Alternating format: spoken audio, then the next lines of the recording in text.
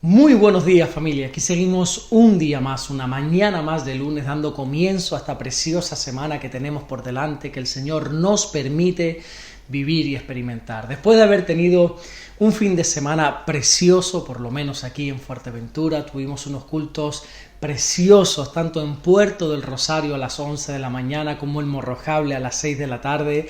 Algo muy hermoso. Estuvimos hablando acerca de la vida de Nicodemo, desglosando este encuentro que Jesús tiene con Nicodemo, sacando muchas enseñanzas. Bueno, Dios mediante lo subiremos también al canal, esta predicación en los próximos días, pero vamos a lo que nos importa ahora mismo, que es la palabra del Señor, que hoy va a estar basada en el versículo 32 de Mateo capítulo 8, que dice así: Él les dijo, está hablando de Jesús, Jesús les dijo, id, y ellos salieron, y se fueron a aquel hato de cerdos, y aquí todo el hato de cerdos se precipitó en el mar por un despeñadero, y perecieron en las aguas.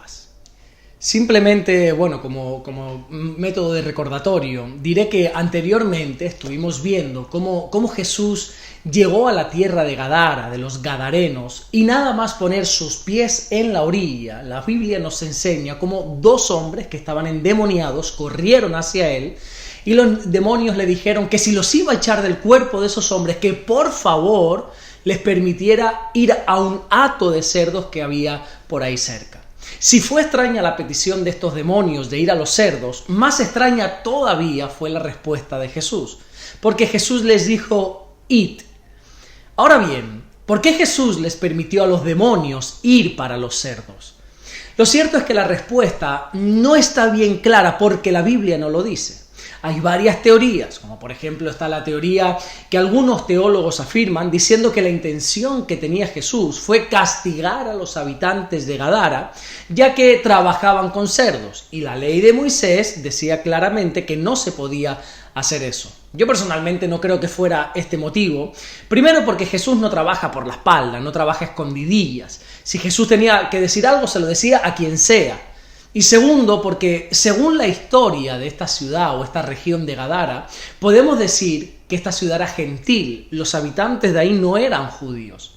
Otra teoría, que creo que todavía es más acertada, dice que los demonios tenían razón en que aún no había llegado su tiempo. Por eso Jesús les permitió ir a los cerdos. Y hay una tercera teoría que dice, que para mí sería la correcta, que dice que Jesús cedió a esta petición porque quería darles una lección a los habitantes de Gadara de que las personas son más importantes que los animales.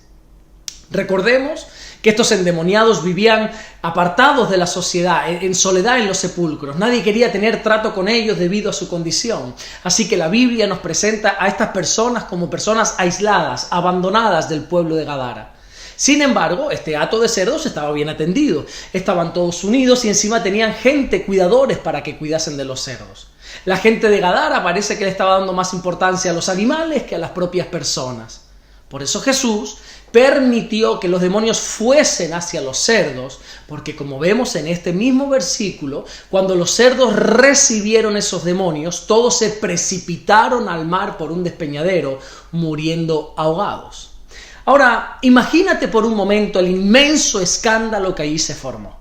No sé si tú has tenido la desagradable experiencia de estar presente cuando matan a un cerdo.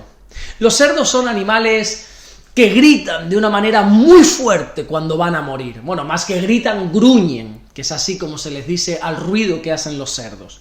Pues imagínate ahora más de 2000 cerdos gruñendo. Tuvo que ser escandaloso en gran manera.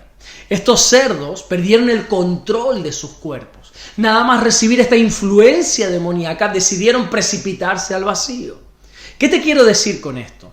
Que si más de 2000 cerdos no pudieron soportar el ataque demoníaco, imagínate el sufrimiento que tenían estos dos hombres.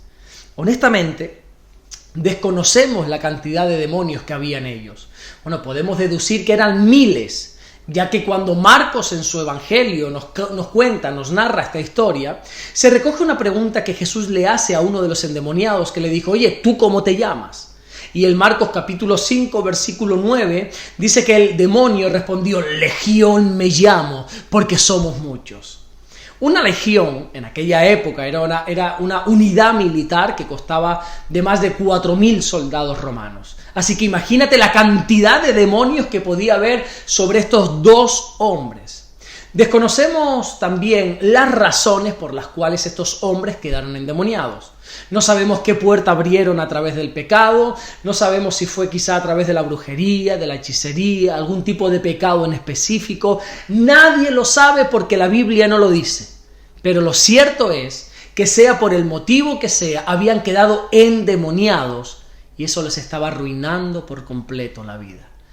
Creo que si Jesús no hubiese liberado a estos hombres, probablemente les quedarían días, semanas de vida nada más. Si más de 2.000 cerdos no pudieron aguantar este ataque demoníaco, imagínate el sufrimiento de estos dos hombres a diario. Por favor, seamos serios con esto. El tema del ataque espiritual no es ninguna bobería.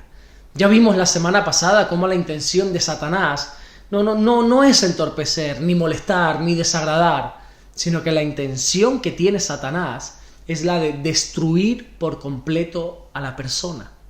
Destruir su vida física y lo peor de todo, su vida espiritual para llevarlas a una eternidad en el infierno.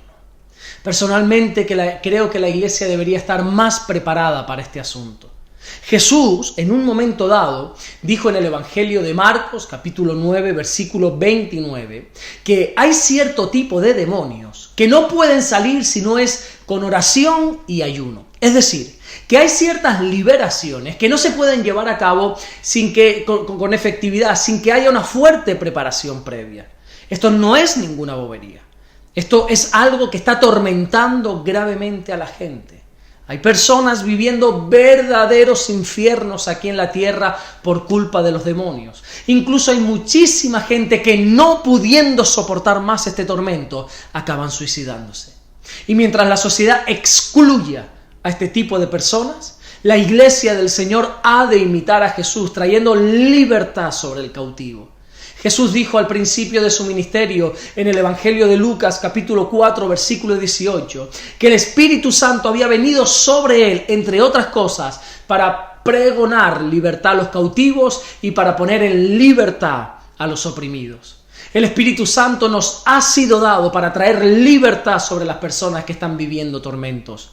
Pero hay cierto tipo de género que no salen si la iglesia no se prepara con mucha oración y con mucho trabajo de ayuno. Pongámonos serios con este asunto porque hay gente que no puede más. Hay gente que necesita urgentemente un encuentro con Jesús para ser libres y que su vida cambie para bien. Hay mucha gente que necesita de un creyente maduro en Dios, que ha decidido pasar tiempo en la intimidad, en la soledad con el Señor, para poder traer liberación sobre su vida. Y espero que ese creyente o que esa creyente seas tú. Amén. Vamos a orar en esta mañana y a darle gracias a nuestro buen Dios. Señor, te damos las gracias. Gracias porque tú eres bueno, Señor. No nos cansamos de decirlo, de enseñarlo y de pregonarlo. Tú eres bueno y para siempre es tu misericordia. Gracias, Señor, por este día lunes que nos pones delante. Gracias por el fin de semana que nos has hecho tener, llenos de bendición, llenos de tu presencia, de tu gloria. Te adoramos y te bendecimos, Señor. Ahora te pedimos en el nombre de Jesús dos cosas. La primera es que traigas libertad sobre el cautivo. Que traigas libertad sobre aquellas personas que están viviendo tormentos por culpa de un ataque espiritual.